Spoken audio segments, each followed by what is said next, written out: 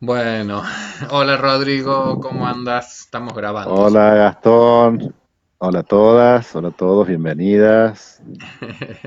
Bueno, nosotros nos estamos organizando, hoy es viernes 23 de octubre y bueno, van a recibir 23, a esta la clase tardecita, el día lunes 24, 25, 26, 26 lunes 26. Y me parece mentira, pero estamos ya en nuestra última semana de octubre de y octubre. ya vamos a llegar a nuestro último mes de curso. O sea que un año muy extraño, pero un año ¿Qué, que ha pasado también, ¿no? eso, qué está pasando y que nadie va a extrañar? Ni decir, ay, qué lindo. Esperemos, porque también el otro día hablamos, hay una canción de Leo Maslía. Sí, alcanzamos a leer La Tortuga de Leo Sí, Maslía muy al leímos principio. una obra de Leo. Maslía, además de escribir, también compone y canta, y tiene una canción que se llama La mano viene pesada, y que Ajá, entre otras cosas dice, disfrutemos de estos tiempos malos, porque siempre pueden venir otros peores. sí. Que no sé si es muy alentador, pero es muy realista. Es Pero bueno, esperemos que realista. no pase, que el año que viene está claro que no va a ser un año brillante y fascinante, pero sí un poco menos malo que este. Con que sea menos duro, ya sería un progreso. Ujú. Pero bueno, no será muy alentador lo de Leo Maslía, pero puede ser realista. En la vida, además de ser realista, a veces hay que ser optimista para Mm. tratar de compensar la realidad. Porque como estamos viendo con nuestro amigo Lars y la chica real, a veces necesitamos un poco de fantasías para poder hacer más tolerable la realidad. Aunque sean mecanismos Ujú. defensivos un poco primarios, aunque sean mecanismos defensivos. Pero bueno, uno a veces necesita de defenderse con fuerza también cuando la realidad es tan frustrante o cuando la realidad es tan ingrata y tan ansiógena. Entonces, para lograr una cosa de reequilibración, a veces tenemos que ponernos también un poco más fantasiosos, esperanzadores, aunque sea un poquito ilusionante en algún punto las cosas. Ahí está bueno, vos hablabas de mecanismos defensivos, mecanismos de defensa.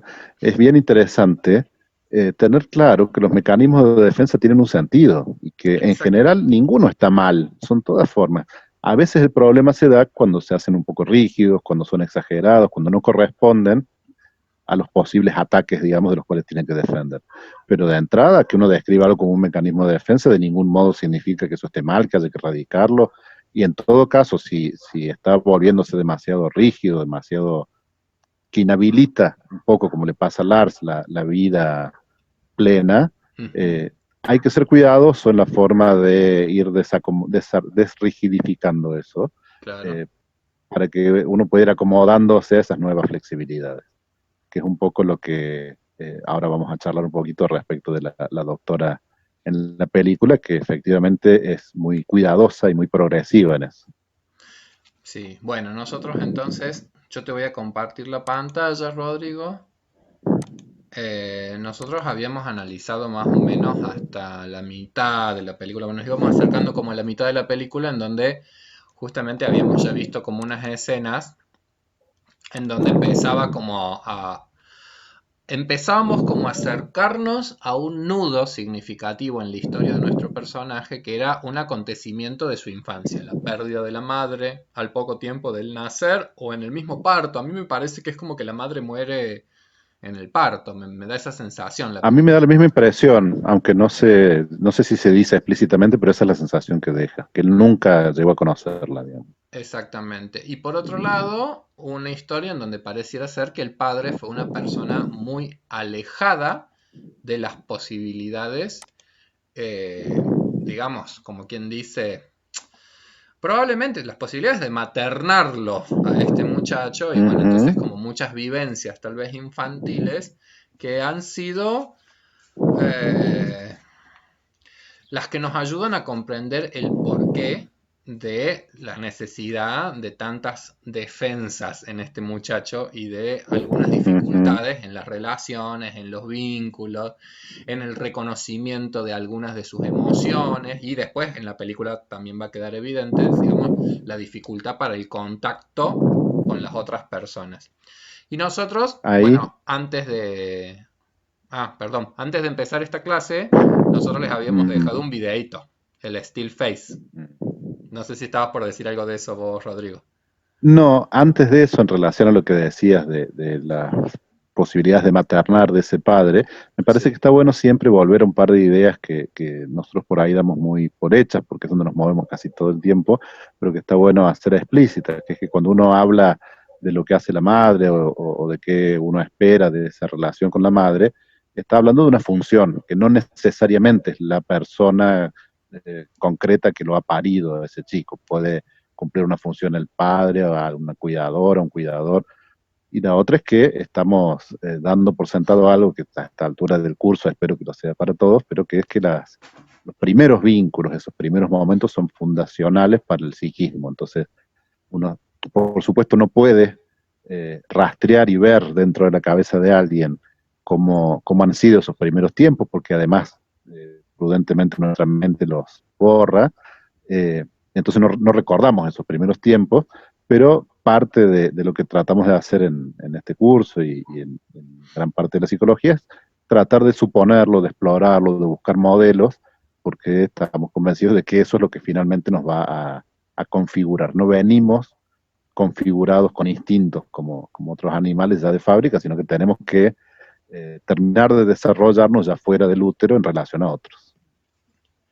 Y es como que, bueno, ahora justamente nos estamos acercando a esto que llamamos un modelo de relaciones vinculares, de objetos, de relaciones tempranísimas en la vida, que serían como las matrices, matrices para algunas cuestiones de nuestras existencias.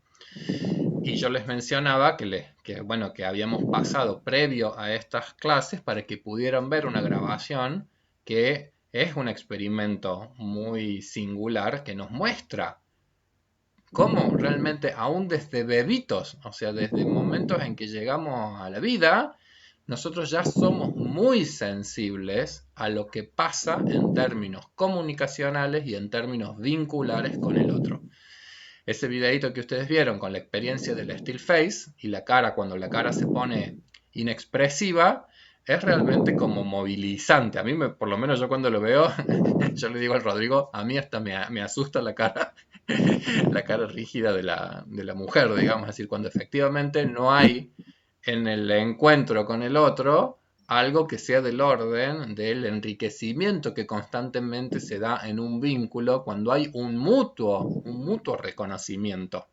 Entonces vimos ahí también el niñito cómo queda en una situación como de extrañeza, queda como en una situación que en parte es de parálisis, hace esfuerzos para tratar de evocar algo del orden de la reacción también en el otro, trata como de recuperar esa figura y terminan también así como con expresiones muy claras de angustia, De angustia, expresiones de enojo, de angustia, angustiantes. el llanto, en donde ya no es el objetivo tratar de lograr que la otra persona reaccione, porque eso ya lo hizo, sino es dejar salir esa desesperación porque esos pequeños gestos que por ahí todos hemos hecho cuando nos paramos al frente de un bebé parecen triviales, pero son absolutamente percibidos por cada uno de los bebés y son necesarios. El sujeto que cuenta el experimento habla de lo bueno, lo malo y lo feo, y dice, bueno, el tema Sí. es que acá este niño ya ha conocido lo bueno y se le ha quitado, entonces lo vive como una cosa, una pérdida muy importante que esa persona, que esa mamá de repente no reaccione a mirar hacia donde yo señale o se ría con mi risa. Y esto de lo bueno, lo malo y lo feo nos va a servir para llegar después a esta idea de el pecho bueno, el pecho malo, es decir, cómo Mm, en la infancia temprana justamente se vivencian experiencias que son del corte de lo gratificante, pero también experiencias que pueden ser del orden de lo frustrante. Y vamos a tratar como de ir entendiendo entonces qué mecanismos de defensas por ahí son los que empiezan a funcionar para ordenar un poco esas experiencias y cómo también eso va a dejar, como quien dice, sus huellas a lo largo después de toda la vida. En el caso del quizás personaje de podamos nuestra entonces, película, en algún punto vamos a ver que son defensas como muy extremas, pero que guardan relación como con esas experiencias primeras de la vida. Rodrigo. Decía, quizás podamos dar como un pantallazo general para después ir deteniéndonos en la peli, un pantallazo general de qué estamos hablando con esto de objetos buenos, objetos parciales, relaciones, porque viene de una teoría que es bastante compleja, que obviamente nosotros vamos a tomar algunos lineamientos, y que viene de la misma fuente de lo que mucho que hemos tomado, que es de las ideas de Freud, Claro. originalmente, cuando él pone en evidencia la existencia de una serie de cuestiones que van fuera de la conciencia, del inconsciente, y es el que define estos esquemas del aparato psíquico que nosotros por ahí hemos hablado, y casi todos los autores que nosotros hemos mencionado se nutren de algún modo de ahí. Pero muy al principio, digamos, de la historia del psicoanálisis, estoy hablando de los años 30 por ahí, aparece una mirada que es a la vez muy inserta en la tradición psicoanalítica, pero absolutamente rupturista, porque algunas de las cosas que dice van casi en contra de lo que el mismo Freud decía. Todavía Freud vivía en esa época y él no reconocía del todo que esto fuera lo mismo que él decía. Entonces había ahí como algunas contradicciones que en gran medida enriquecen, ¿no?, la idea del psicoanálisis. Después ha habido otros desarrollos que a su vez pueden retomar algunas de las cosas que decía Freud en contra de estas, o retomar de estas en contra de las otras.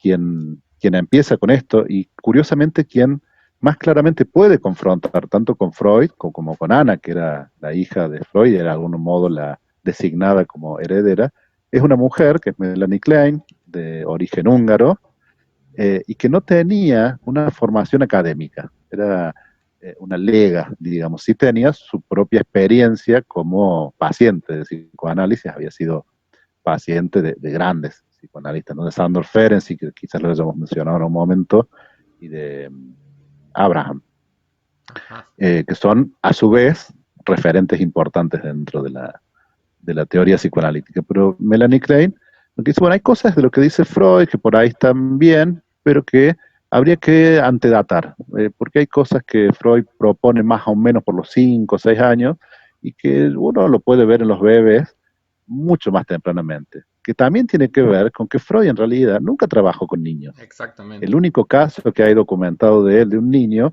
no lo trató él directamente, sino que él le daba sus instrucciones al padre, que es un caso muy famoso, pero no trabajaba con niños. En cambio, Melanie Klein sí, trabajaba con niños, era madre de varios niños. Después tuvo una hija que también fue psicoanalista y se peleó con ella también, pero bueno, eso es toda la parte del chusmerío psicoanalítico, que es muy divertida, pero no viene a cuento. Pero bueno, la teoría de la Melanie Klein tiene como una primera definición, el nombre que se le da habitualmente es la teoría de las relaciones objetales, y que tiene que ver con lo que venimos nosotros trabajando con Lars. ¿Cómo nos relacionamos con los objetos? Y acá tomando los objetos no como objetos físicos, sino objetos de nuestro vínculo. Yo te estoy Ah, compartiendo y voy anotando algunas de las sí, cosas como si ahí fuera estoy el leyendo. pizarrón. ¿Estamos de Ah, acuerdo? perfecto. Sí, sí. Dale. No sé si sigo o querías decir, No, agregar no, algo más. dale, seguí vos que estás Ah, inspiradísimo. bueno, es que también tiene que ver con las preferencias que uno tiene, ¿no? Dentro de todo esto que les digo, que hay distintas escuelas, distintas subescuelas, cada una ha tomado las suyas, y a mí lo que dice Melanie Klein me parece, por supuesto, el mismo proceso, tomando cosas que decía Freud, lo que decía Melanie Klein, y después otra gente que ha venido después, así que es una zona de comodidad para mí. Pero además tu Pero mamá fue, para fue una gran kleiniana. Y de ahí viene lo mío, digamos. Yo tuve mis idas y Claro, vueltas con respecto a la psicología, al psicoanálisis, pero finalmente fue de mucho arraigo, y sí, claro.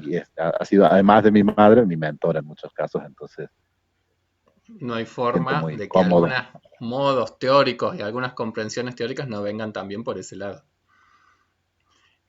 En ese caso sí, en mi familia también, porque no solo mi madre, sino que es muy difícil no estar relacionado con la psicología dentro de mi familia. Pero bueno, hablamos un poquito de cómo plantear estos términos muy generales de las teorías de Melanie Klein. yo creo que lo que quisiera hacer es no meternos en el léxico. Digamos, sí, algunas palabras vamos a tener que nombrar, pero casi como describiéndolos con las palabras más coloquiales posibles, Ujú. porque uno de los problemas que tiene el psicoanálisis en general y la teoría de Melanie Klein en particular, es que a partir de la definición de ciertas palabras se hace muy difícil leer un texto sin haber leído previamente los anteriores, donde se empiezan a nombrar esas palabras, donde se van definiendo, se dan por sentadas muchas cosas, ¿no? Sí, por Entonces supuesto. yo me Son textos plantearía, como muy técnicos los de Melanie Klein. Es claro, decir, como ella va armando un sistema teórico muy riguroso en la definición que va dando de cada uno de sus conceptos, llega un momento en que cuando uno la lee, bueno, tenés que haber leído previamente todo su como construcción conceptual desde los orígenes, a su claro, vez que como teniendo decía, una base de conocimientos muy sólida de las ideas del psicoanálisis clásico, digamos. porque ella los da por sentado también. Dice, Claro. bueno, acá esto en vez de así es así, y da por sentado que uno ya maneja todo eso, lo cual nunca es cierto, porque uno nunca tiene exactamente el mismo conocimiento que ella tenía en ese momento. Algunas cosas han sido posteriores. Pero bueno, acá me parece que una forma de plantearnos es esto que decíamos recién, que cuando nosotros nacemos no tenemos predefinidas en nuestros genes ni en nuestros instintos muchas cosas que a lo mejor suponemos nosotros, otros animales ya traen de Ujú. fábrica, digamos. Nos lleva mucho tiempo en relación a otros animales lograr la autonomía. Y eso tiene que ver con la dependencia física, de que no podemos ni comer, ni alimentarnos, ni limpiarnos, ni nada, pero también que todo ese tiempo es para ir construyendo lo que no ha sido construido previamente, y hasta tiene una cuestión fisiológica, que es que ha ido en la evolución creciendo tanto el tamaño del cerebro Ujú. que ya no cabe por el canal de parto. Entonces, bueno, hay que nacer un poco prematuros, digamos, que en realidad es así, nacemos en relación a otras especies bastante prematuros, y terminar de madurar fuera del útero.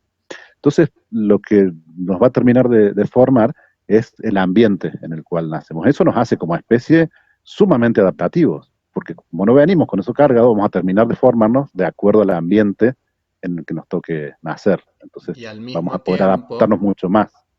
y al mismo tiempo creo que es lo que nos ayuda a entender el por qué desde que llegamos al mundo ya somos tan excepcionalmente sensibles también a ese mundo Mm, que nosotros habitamos. Es decir, porque es tal el grado de plasticidad y de inmadurez y de necesidad entonces del apego hacia otros objetos, que también eso nos ayuda a entender el por qué somos de todos los seres vivos los que tienen una sensibilidad absolutamente extraordinaria al contexto en el cual al cual nosotros vamos a tener que adaptarnos, como quien dice. y eso implica sensibilidad tanto a los aprendizajes, a las cosas entre comillas positivas, como a las carencias, a las faltas y a lo que no está, donde también nos impacta muchísimo. Absolutamente, absolutamente. Entonces, pongámonos un poco en esa posición de un bebé medio recién nacido que de algún modo, sin que nosotros podamos suponerlo cabalmente, pero de algún modo percibe que hay algo, alguna entidad que le es muy de mucho cuidado, que lo acoge, que lo cobija, que lo mima y fundamentalmente que lo alimenta, ¿no? Entonces ahí las primeras sensaciones van definiendo que hay algo, que es lo que Melanie Klein usa como ejemplo, es el pecho, porque es el que alimenta, Ujú. un pecho que es bueno porque me alimenta, porque me nutre, porque me da amor y una serie de cosas. Entonces, esa sería la definición primaria de un objeto bueno. Un objeto que además es totalmente bueno. Ujú. Pero lo que sucede es que nunca es totalmente capaz de satisfacer todas las necesidades, porque hay momentos en que no está, hay momentos en que la mujer a la cual viene adosado ese pecho se enoja y me reta o no me da, o como decíamos, como veíamos recién en el ejemplo, no está tan disponible como yo necesito. Entonces eso genera sensaciones de llamada de atención, de angustia, de mucha, muy displacenteras, digamos. Entonces ahí hay un objeto que es claramente malo, porque porque me lleva a sentirme de ese modo tan angustioso y tan displacentero, ¿no?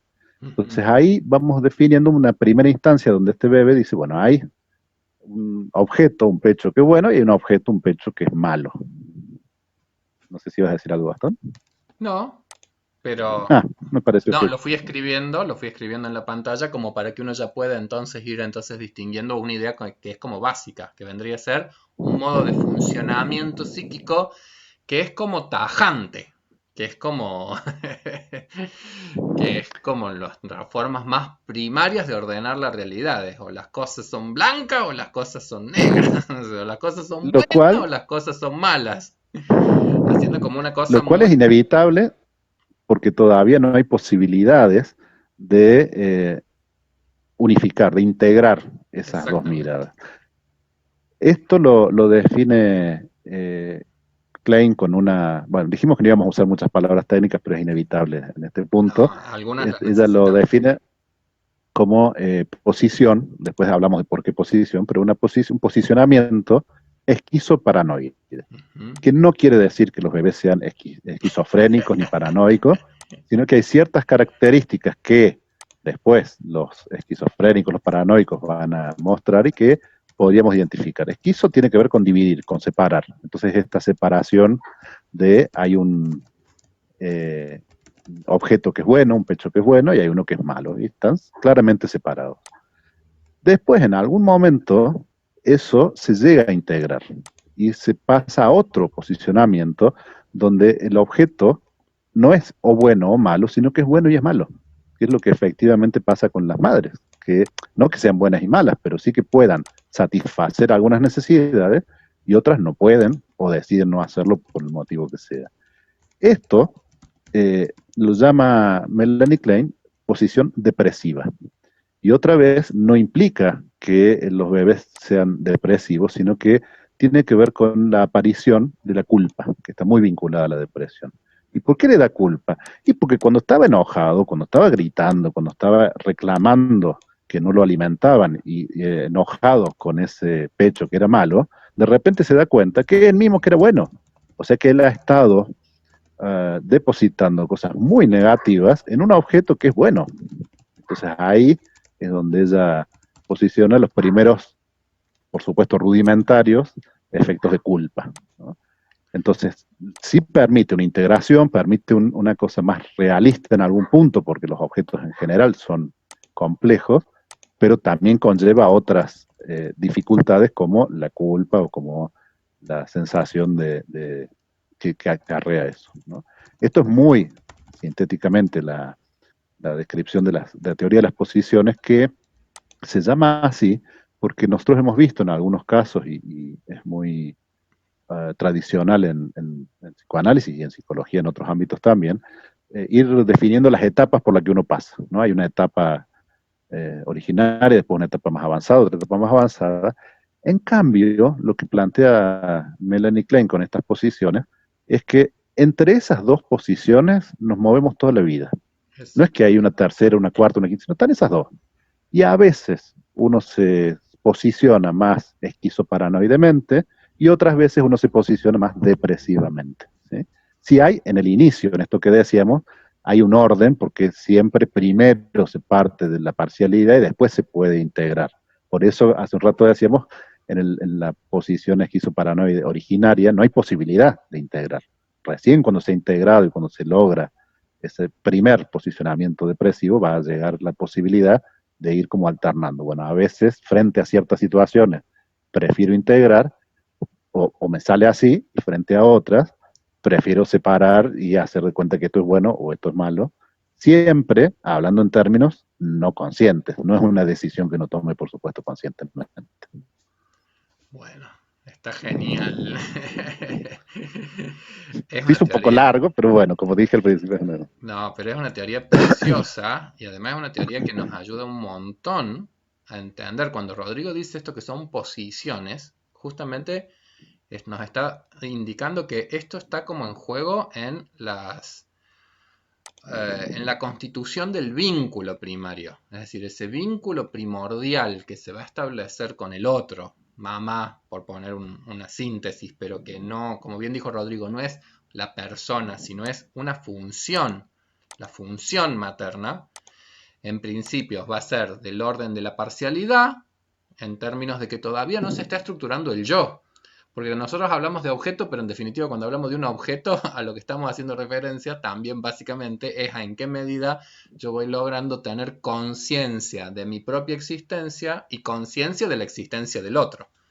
Entonces, de arranque hay una cuestión de un orden simbiótico como muy extraordinario, pero psíquicamente el psiquismo ya se va como configurando con esas defensas que van haciendo que se produzca como una introyección, como movimientos psíquicos fundantes, una introyección de todo lo bueno, una introyección de todo lo bueno y una proyección de todo lo malo.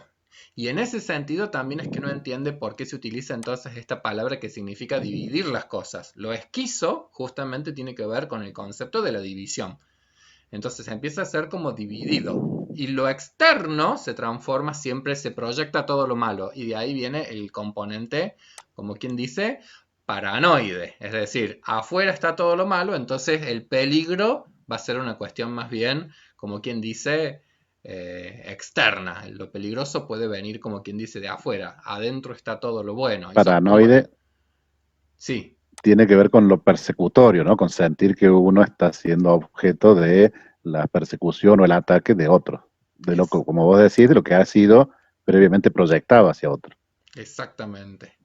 Entonces, un poco nosotros, si lo volvemos a pensar ahora conceptualmente en la película, uno podría pensar, bueno, el personaje de nuestra película claramente está como posicionado siempre en una cuestión esquizoide con la realidad, entonces es como que él habita, uno podría decir, habita más un mundo de fantasía, se impone a la realidad que el común de las personas percibimos, se imponen más bien sus propias proyecciones, sus propias fantasías, sus propias necesidades, como quien dice, muy intensas. Entonces vive de modo en posiciones que son como más bien esquizoides y también en algunos aspectos vemos que en él hay cuestiones paranoicas, en el sentido de que él percibe a modos como no sé si decir como de ataques, pero lo vive de una manera como muy intrusiva muchas de las experiencias concretas de la realidad. Es decir, la cuñada que se le acerca para preguntar cómo está y él ya levanta, como quien dice, todas las defensas que pueda levantar en esa relación y en ese vínculo. Ahí vale también volver sobre algo que es todo esto que nosotros estamos hablando como un modelo, nunca se puede ver concretamente, uno no puede ver lo esquizoide, lo paranoide, sino a través de conductas, a través de lo que la gente hace.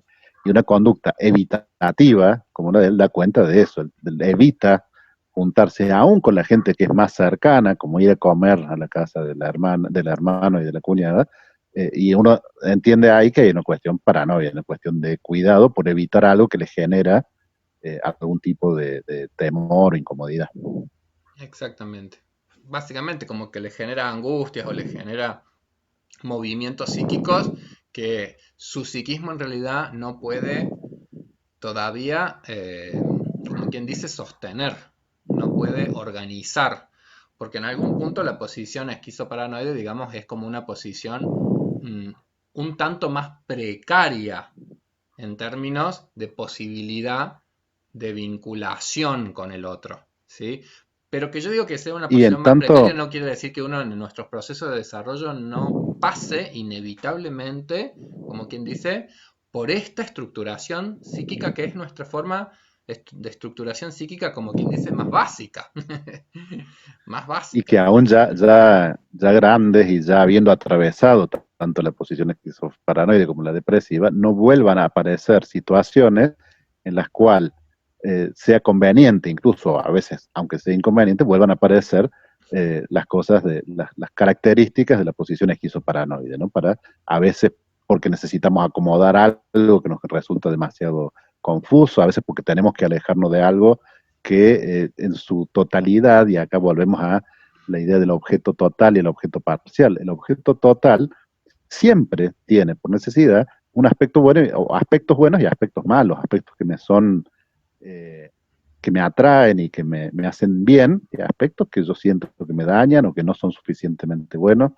Entonces, a veces, cuando eh, es demasiado doloroso la proximidad a los aspectos desagradables de un objeto total, y a veces no está mal ponerse un poco más esquizo y tratar de separar un poco y enojarse un poco por ahí con situaciones que, si uno las mira en su complejidad, seguro que está siendo más realista en lo que decíamos al principio, porque el mundo es complejo y es siempre ambivalente. El mundo, digo, el mundo, sobre todo el mundo vincular, El mundo donde las vincular. personas no existen esas personas tan buenas como los buenos de las películas, los superhéroes, ni existen esas personas tan malas que dicen, mi objetivo es controlar el mundo porque soy malo, soy malvado. Eso no existe en la realidad. Sino que la realidad es esa complejidad en donde todos tenemos Ujú. nuestras ambivalencias, nuestras complejidades, nuestras Mira, una peli que no vamos nuestras una peli posibilidades digo, que no vamos a, también de en los enlaces vinculares, a veces de responder o a veces de no responder, a veces de gratificar o a veces de frustrar. Porque digo, cuando volvemos a la película, en esta historia singular de Lars, con un padre que quizás quedó trastornado de dolor por la pérdida de su compañera, que no pudo de repente ejercer ciertas funciones del cuidado hacia su hijo, tampoco es que lo vamos a pensar en términos de mala intencionalidad de este fulano. ujú, Es lo que lamentablemente aconteció como realidad concreta de una historia de vida en donde tal vez lo concreto fue una persona trastocada por el dolor, imposibilitada tal vez de poder dar respuesta a necesidades emocionales que una criatura necesitaría. Pero que también uno y- podría preguntarse, y bueno, ¿qué historia de vida singular ya había cargaba esta persona? ¿Quiénes estuvieron ahí para poder darles respuestas a las necesidades emocionales de una persona viuda con dos hijos? Es decir, se trata de poder ir entendiendo que, bueno, que es muy complejo la historia de relaciones en donde nosotros nos vamos constituyendo, como quien dice. sí, y para agregarle más complejidad a eso, nosotros estamos pensando en qué faltó, qué posibilidades no tuvo ese padre, pero también es cierto que si ese padre hubiera podido todo, hubiera sido un problema también. Acá volvemos a nombrar a otro psicoanalista que hemos nombrado algunas veces, que es Donald Winnicott, donde decía lo que un niño necesita es una madre suficientemente buena. Eso quiere decir no una madre perfecta. Necesita que sea suficientemente buena y eso quiere decir que por momentos algunas cosas no pueda para dar espacio a eso. Quiero decir que a veces uno en el consultorio ve el enorme sufrimiento que producen algunas carencias, pero Pero también que como también, una madre o un padre es demasiado, que no deja ningún resquicio, eh, primero es claramente falso, digo, es forzado eso porque no existe tal vez, pero a veces es vivido así y también genera muchos problemas. Entonces, la respuesta no es un padre tiene que ser todo lo contrario a lo que este padre fue, sino que todos en algún momento hacemos lo que podemos y en este caso, claramente, para Lars, y eso es lo que nos interesa, no ha sido suficiente para que él pueda hacer esa integración del objeto. Quería, muy cortito, fuera de lo que venimos hablando, pero cuando hablamos de la complejidad de los vínculos y de que mencionamos algunas películas, una que nosotros no vamos a poder ver en este curso, pero que tiene mucho que ver con esto de lo vincular, es una que está en Netflix, se llama Historia de un matrimonio, que a mí una de las cosas más interesantes que me parece de esa película, que tiene que ver con cómo termina un matrimonio, es que uno termina de ver la película y no sabe cuál de los dos tiene razón. ¿Sí? No se pone del lado de uno a otro, porque dice, y sí, esto que hizo ella está mal, pero esto que hizo él está mal, pero tiene que ver con lo que ella hizo, pero también tiene que ver, bueno, pero él también tiene cosas buenas. Bueno, esa es la vida en general, está muy bien planteada esa otra peli. Pero volvamos a Lars, ¿no? Que ha identificado volvamos a Lars que todavía en esa muñeca, no llega al matrimonio. no, La muñeca menos mal, habría que hubiera pasado. le rechaza el matrimonio Sí, a la sí, muñeca, no, ¿eh? no porque él no quisiera, sino porque no lo... Yo creo que Pero bueno, volvamos un poquito y vamos retomando. Bianca era bastante viva, sabía que no había que meterse en matrimonio. Mira, llegó a un pueblo que nadie conocía y se hizo querer en 2 minutos, así que algunas virtudes tenía bien. Claramente. Bueno, entonces, bueno, pero espera, ¿qué hacemos? Vamos a la peli. Vamos a las escenas Yo de digo que la volvamos a peli. la peli y vamos tratando de volver a estos conceptos que hemos Ya, pero espera que ahora me planteado. mareé. Tengo que compartir esta pantalla yo ahora. Ahí está. No sé tampoco cómo vamos de tiempo, si se nos va a cortar 34 en algún minutos. momento. Bueno, puede ser que se corte en Bueno, cualquier momento, pero volvemos a la peli. Entonces, para mi gusto, estas eran las escenas de la peli en donde se iba haciendo evidente que iba emergiendo esta historia singular de haber perdido la figura materna muy tempranamente, de no haberla conocido. Y entonces, como que en algún punto nos los vamos encontrando a este personaje con esos mecanismos defensivos tan intensos. Hasta en esa escena se lo ve que él siempre acudía a la sesión, ahí se la ve de vuelta a esta mantita. Entonces mm, él todo el tiempo con ese como objeto de apego que es tan simbólico de la carencia esa como temprana. Y en algún punto, que si uno lo pudiera, si uno lo leyera en términos narrativos, digamos, de por qué, saliéndonos un poquito, nosotros generalmente nos sí, metemos mucho en la peli y nos tomamos como si fueran personas reales, pero digo, si nos planteamos un poquito por qué el guionista, por qué el director lo hace andar a Lars con esa mantita, y me parece que nos está diciendo claramente eso. Este es un bebé, claro, aunque tenga un cuerpo grande, anda con la mantita como andan los bebés. exactamente. Y después, en algún punto, esa mantita que representa esa necesidad del objeto de apego, es decir, alguien que te dé como consistencia a tus sentimientos. Porque volvamos al still face. Es decir, lo angustiante es cuando el otro no da respuesta a esas como necesidades tan humanas de sentirte validado existencialmente, porque con el otro hay algo del orden de una conexión que va haciendo que vos te sientas que estás vivo.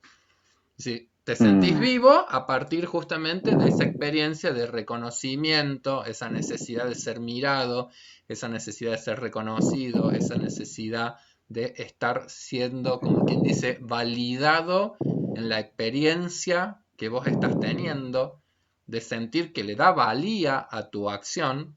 Por eso digo que intensa que es esas imágenes en donde uno mm. ve que lo que él necesita, por ejemplo, cuando se pone a cortar las leñas, lo que él necesita es alguien que lo mire. Ujú. Y ese es el rol que Bianca está tomando en la vida. Las mismas necesidades tan primordiales que son las necesidades más básicas de reconocimiento, de comprensión, de ser visto. En algún punto la teoría de las relaciones objetales pone el foco en esto de alguien con quien vos estás compartiendo la experiencia subjetiva. Ujú. Alguien con quien vos compartís la experiencia subjetiva. Si mi experiencia subjetiva no se agota en mí, sino que la subjetividad se funda en la intersubjetividad. Sí, pero ahí también está bueno, por retomar algo de lo que vos decías un poquito al principio, y sin irnos mucho a cuestiones técnicas de nuevo, que también hay un psicoanálisis que habla de lo intersubjetivo, Sí, una corriente, y no es estrictamente esta, porque acá no se está hablando necesariamente de cómo se juegan las cosas en lo intersubjetivo, sino, como vos decías al principio, cómo se está formando el yo sí, sí, en el vínculo con los otros, pero lo que nos está importando acá es esto, porque acá fíjense cómo está tan claro en esta película, que parece hecha realmente por un psicoanalista, cómo lo importante es yo sentirme mirado, claro.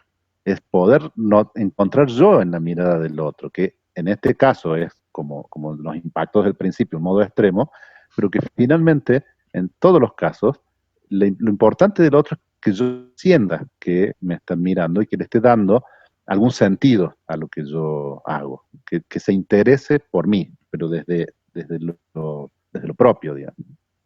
Claro, a ver, lo complejo es que sería que en los primeros momentos de la vida ni el yo existe, ni el yo está diferenciado del otro.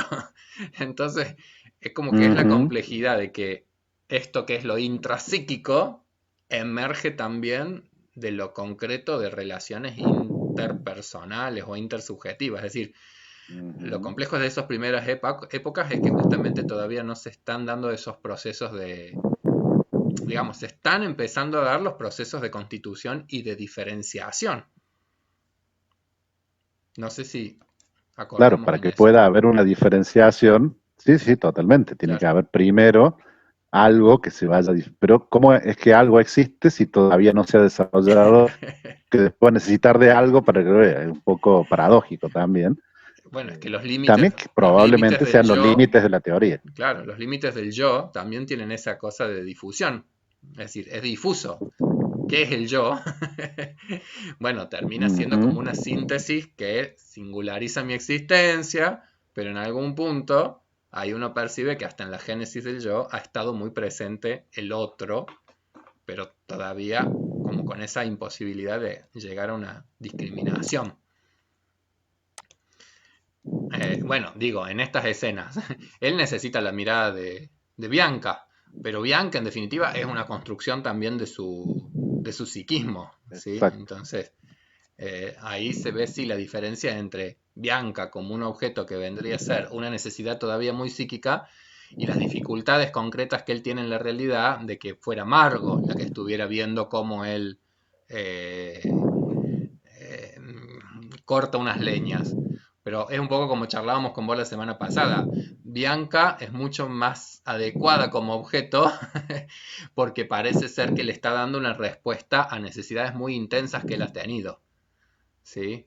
Que lo vea y Y a no le la vez, chiste. Que lo vea y no le diga, claro, a la uy, qué vez, mal que cortas la y, leña. Que lo vea y que exacto. no Hay frustre nada de esas necesidades. una fantasía que puede ser propia, digo, pero para ponerla en Lars es, bueno, yo quiero que me mire, pero ¿qué pasa si yo estoy cortando la leña y no sé, me equivoco y le pego mal y se me ríe? Claro. Entonces con Bianca no hay ningún riesgo porque va a hacer lo que yo le voy a hacer lo que yo quiero, digamos. Y Claro. efectivamente el objeto total, cuando la complejidad está puesta en juego, uno no tiene certeza sobre que el otro va a hacer realmente lo que yo espero, sino que va a hacer en parte lo que yo espero y en parte lo que le nace. Bueno, volviendo a la idea de lo esquizoparanoide, es decir, y de los Mm. mecanismos así tan masivos, el estado de enamoramiento es un estado esquizoide. Entonces, en el enamoramiento vos Ujú. justamente has puesto masivamente, has proyectado todo lo bueno en el objeto del cual estás enamorado, y entonces en realidad estamos en una situación como muy esquizoide. Y después realmente el Ujú. vínculo amoroso va a tener que ver con cuánto uno se aguanta la realidad del vínculo, la realidad del otro, el otro que se te ríe con ciertas cosas, el otro que no es perfecto, el otro que no tiene ese control, que no tenemos nosotros el control exactamente y en donde empiezan como a caer, digamos, las cuestiones más esquizoides. Ese es un muy buen ejemplo de lo que decíamos recién, que estas son posiciones que uno va adoptando a lo largo de la vida y que a veces son necesarias, porque si uno de entrada conoce a alguien y le va encontrando los defectos al mismo tiempo que las virtudes, es muy difícil que eso prospere, Enamorarse. ¿no? Es muy difícil llegar a enamorarse. Entonces, Claro. para enamorarse hay que de algún modo ocultar, cegar, no ver ciertos aspectos y recién cuando ya está establecido el vínculo, ahí empezar a ver si se toleran o no, que a veces sí y a veces no, y a veces, digamos, el paso ese del enamoramiento al amor, que son palabras que por ahí se usan Como con sinónimas. cierta No falta lo de son. discriminación, claro, pero nosotros las diferenciamos claramente porque está marcando ese paso que nosotros estamos hablando, el paso de una posición esquizoparanoide de objeto parcial a una posición más depresiva. Otra vez, no quiere decir que uno se deprima cuando se enamore, todo lo contrario, pero sí hay algo de pérdida, se pierde esa imagen ideal de que esta es la persona que para mí es mi media naranja y todo lo que yo siempre quise en ella, pero a la noche ronca, pero cuando yo la llamo no me atiende.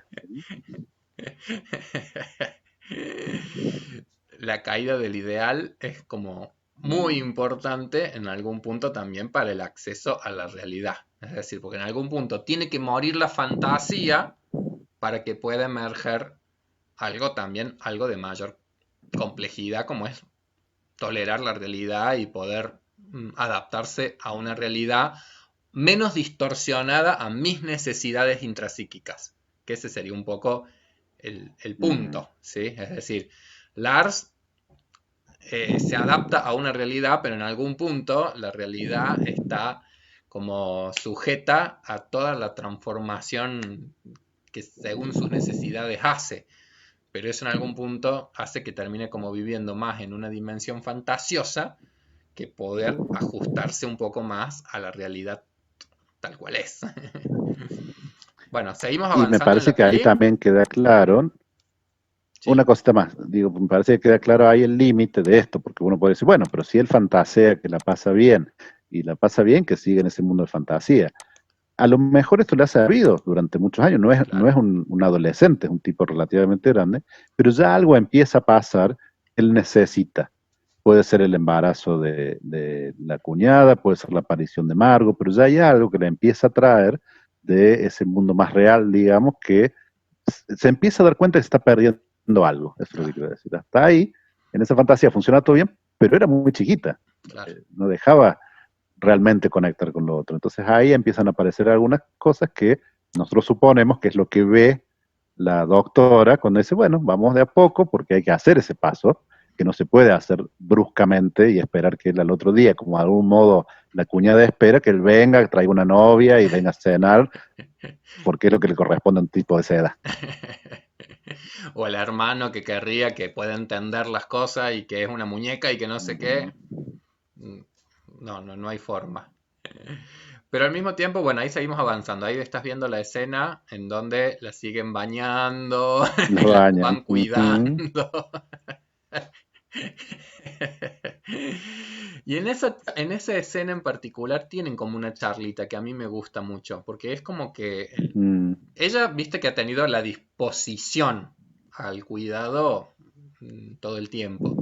Y en él ha habido como un movimiento más, bueno, de más resistencia, porque evidentemente el hermano está más involucrado en la locura de su hermano, porque es su hermano, o sea, Mm. por más que él se Ujú. resista, él en algún punto percibe que algo de la locura de su hermano tiene que ver con la historia de él y todavía no lo han podido trabajar, pero es muy ¿Qué es lo que él interesante, dice en el consultorio a la doctora? Pues se nos van a reír. claro.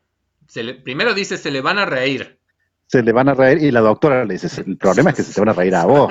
Se van a reír de usted. Ese no solamente de su hermano.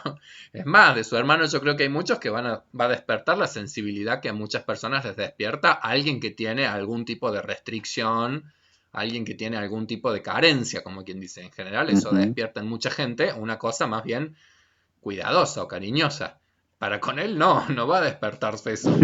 Al contrario, Ujú. tal vez se despierten otras cosas. Y en él inclusive ya vamos a ver, pero va a pasar un tiempo largo en la película hasta que en él pueda emerger también el sentimiento de la culpa.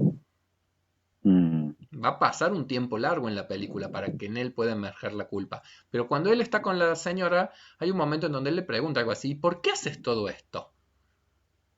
Y Mm. en algún punto la respuesta tiene que ver con el amor. Sí, porque ella le dice, bueno, pero que lo queremos a Lars, o sea, porque lo quiero a tu cuñado. Mm. Entonces, ahí digo, también hay como un movimiento que va a tener que ver con que este hermano también se vaya conectando paulatinamente con emociones tan difíciles de conectarse como es los sentimientos de culpabilidad. Es decir, pucha, acá mi Y a lo señor mejor está haciendo en esta cosas pareja, sumamente amorosas y de repente lo retrotrae a una historia singular en donde su movimiento defensivo tuvo que ver con tomar distancia con la familia. Pero ahora emerge, bueno, un sentimiento distinto.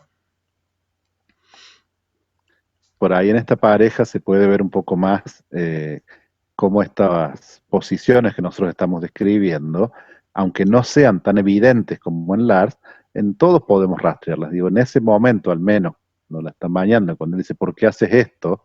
Y ella le responde, porque lo queremos, hay como un posicionamiento más parcial de él, de si esto está bien o está mal, esto hay que hacerlo o no, esto es un muñeco y no tenemos que hacer esto. Claro, Y ella dice, bueno, pero es tu hermano y lo queremos aún que esté loco, aunque él se enamore de una muñeca, seguimos queriéndolo. No es que dejamos o no queremos esa parte de él y si claro, queremos las otras partes. exactamente. Y podemos, en algún punto es poder también empezar a mirarlo en su integralidad. O sea, bueno, Lars Ujú, es todo esto. Esto es parte de Lars. Aunque querríamos no verlo, aunque querríamos ujú. extirparlo, pero esto es parte del otro. Es bien complicado en lo que nos vamos metiendo. Sí, nos lleva un poco también de nuevo a la cuestión de los enamoramientos y del amor, en ese punto en el cual uno empieza a descubrir que la persona que ha elegido no es tal cual mi ideal, y entonces tiene la disyuntiva de, ¿qué hago? ¿Trato de cambiarlo o reemplazo por otro que sí sea ideal? ¿O en un punto me aguanto que no es ideal y que no lo puedo cambiar tampoco? Y yo me iba metiendo también o pensando en, bueno, cómo muchos de los sufrimientos de repente que también hay después en las relaciones interpersonales, también vienen de la mano de en las relaciones entre padres e hijos, cuando los hijos no responden también a esos ideales que uno ha construido. Ujú, Entonces ahí vienen como justamente cuando los vínculos cargan con esas ambivalencias más intensas. Entonces, si de repente en un hijo hay una adicción a una sustancia, si de repente en un hijo hay algo que nos genera. Ahí se vienen justamente todas las cuestiones que en la vida van a llevarnos a los mayores grados de dificultad. Es decir, cómo poder llegar a percibirlo en la totalidad, a poder ujú. integrar cosas difíciles de integrar, a poder aceptar cosas difíciles de aceptar y tratar de trabajar en dirección a la reparación de lo que en lo vincular hay con un otro, de todo lo que se juega. Mm. Sí, Bueno, está bien interesante también lo de la reparación, porque en esta peli nosotros siempre nos vamos a centrar obviamente en el proceso que Lars va haciendo a lo largo de la película sí, y él en relación a Bianca. Pero es muy interesante también el proceso que se da en los que están alrededor, que tampoco son los mismos que al principio de la película. Y uno diría que en cierta medida, depende cómo uno los mire, pero puede ser que son mejores personas o que pueden entender las cosas de un modo más cabal también. sí. A mí me parece que sí que son mejores personas. Mm, En- sí, yo lo pensé primero así, después dije, no sé, porque vuelve a ser una mirada un poco parcial, de pero, objeto parcial. pero es que en algún punto, digo, son personas más comprensivas. El Eso sí. hermano, la cuñada, los miembros de la comunidad religiosa, sus compañeros de trabajo. Es decir, en realidad se han transformado en personas que han podido también como colaborar con ese proceso, que ha sido de Lars, pero que es de Ujú. todos. Porque en algún punto nosotros Y sabemos que apropiarse un poco también. la locura en algún punto sabemos que es un poco poner en una persona lo que en realidad es un bien público.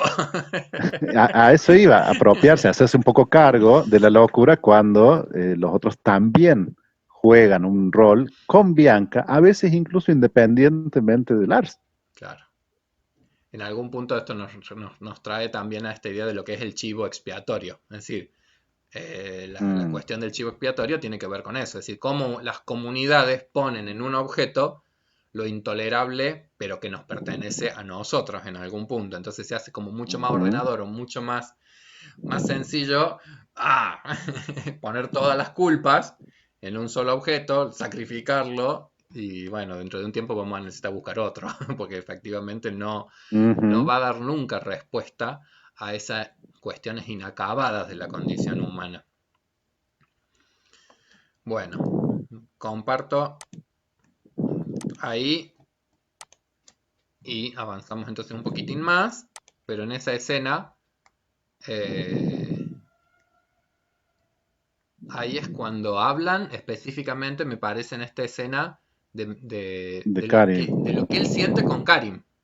O sea, Karim que está Ujú, diciendo yo esto lo hago porque lo quiero, y en algún punto en esta escena es donde sale como con fuerza que esto que a él le cuesta tanto de sostener en el vínculo con Karin es todo lo que se está removiendo de lo que es la función maternante histórica en él. ujú, Que en Karin se está estableciendo cada vez más. Imagínense a Karin embarazada, todo lo que ya tiene que ver con esto de tener una sensibilidad muy especial hacia un otro, hacia lo que ya se va ella fantaseando de lo que es ese vínculo, lo que es esa sensibilidad de enlace, de cuidado. Bueno, todo eso para él es como una cosa insoportable. Es decir, se me acerca, quiere abrazar, quiere estar Ujú, presente, está pensando en mí, porque yo lo que digo es, qué sensación tan extraña que debe ser la que él siente cuando ve en esta cuñada que es alguien que piensa en él.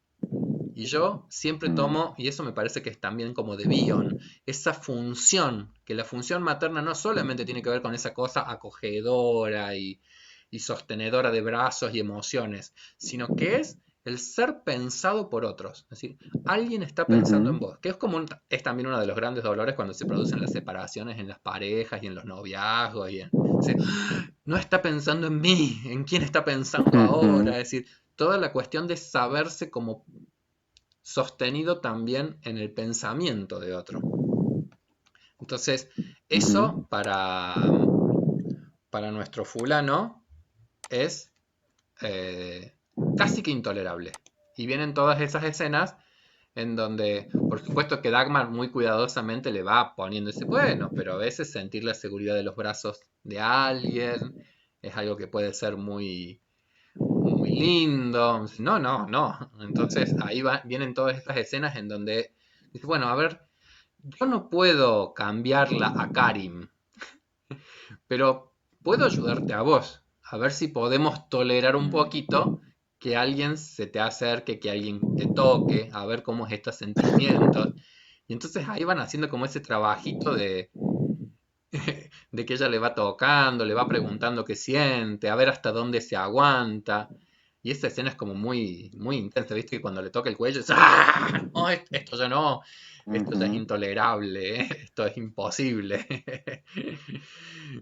Ahí Sí, podemos volver un poco a lo que decíamos esos primeros tiempos del bebé, donde antes que nada, antes que cualquier otra cosa, está la sensorialidad y particularmente el tacto. claro. Esta cuestión de sentir la suavidad o la aspereza, el contacto, está claro que él no tiene ninguna experiencia con eso, ¿no? Pero por otro lado, la mantita que lo sostiene, retomando un poco lo que lo mencionabas a Wilfred Bion, una cosa contenedora, una cosa que contiene algo que también tiene que ver con la función materna, darle forma a partir del contenido de algo, que puede ser de un modo muy literal y físico, como por ejemplo con tenerlo UPA, y puede ser también emocionalmente cuando le doy forma a los sentimientos. Uno siempre puede escuchar a una mamá cuando el bebé llora, decirle, ay, ¿qué te pasa? ¿Tenés hambre?